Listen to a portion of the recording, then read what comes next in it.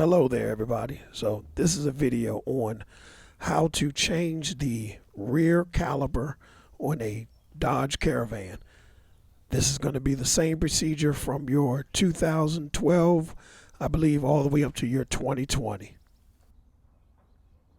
We had a situation where we found that the caliper was actually leaking, and I'm going to walk you through the entire process on how to take off the brake cable, replace the caliper, put the new one on, and be finished. This video should be useful for anyone with the same vehicle or similar. I'm going to walk you through the whole process, and without further ado, let's go ahead and get started.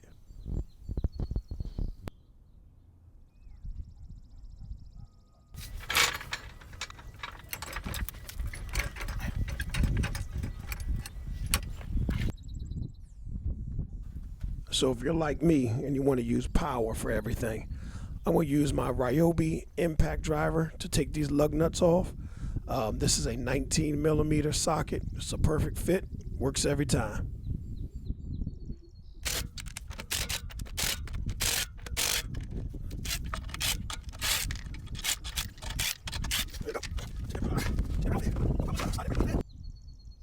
So now we want to go ahead and take off the caliper and pull off the caliper bracket. So you're going to have two 14s for the removal of the caliper, and then you're going to have an 18 that's going to remove the caliper bracket. When you get to the brake line, you're going to need a 15 to remove the brake line. So right here is going to be your emergency brake cable. This is going to need to be removed. There's a trick to it. I'll show you how to remove the emergency brake once we get everything loosened up. Alright, one thing I know is that this is going to be a whole lot easier if I go ahead and just take this caliper off, and then I'll be able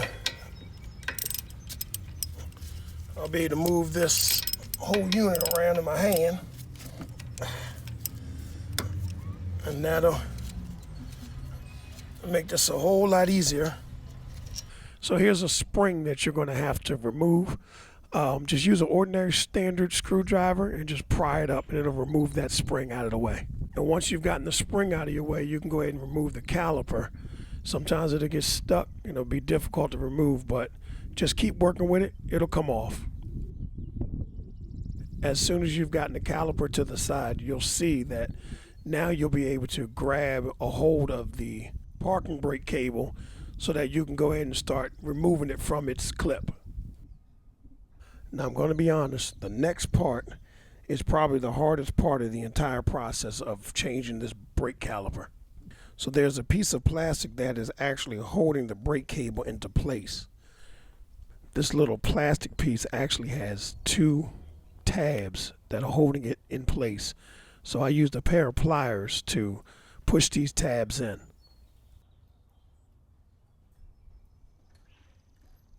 After I got the tabs, I was able to slide the plastic piece back through the housing, and then it'll free the brake cable and be able to take it off.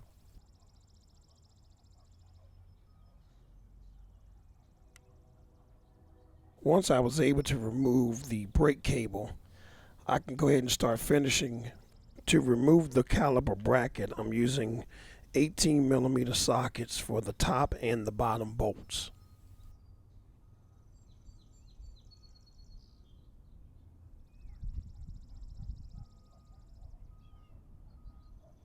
So to keep this video short, I did skip showing putting the new caliper back on. Just make sure you have the correct product. I picked mine up from AUTOZONE. I'll leave the part number in the description. Your new caliper is going to come with all the screws and everything you're going to need to put the brake line on. So if you got to do this job and you got to get this cable back on, my recommendation to you is to put the cable back through the hook before you actually bolt the caliper back down. See, I had to learn the hard way, and I'm going to tell you now, it's nearly impossible to do it. So once you've bolted everything down, you're finished. Just don't forget to bleed the brakes. And once you've done that, You're all done. Hope this video helps. See you next time.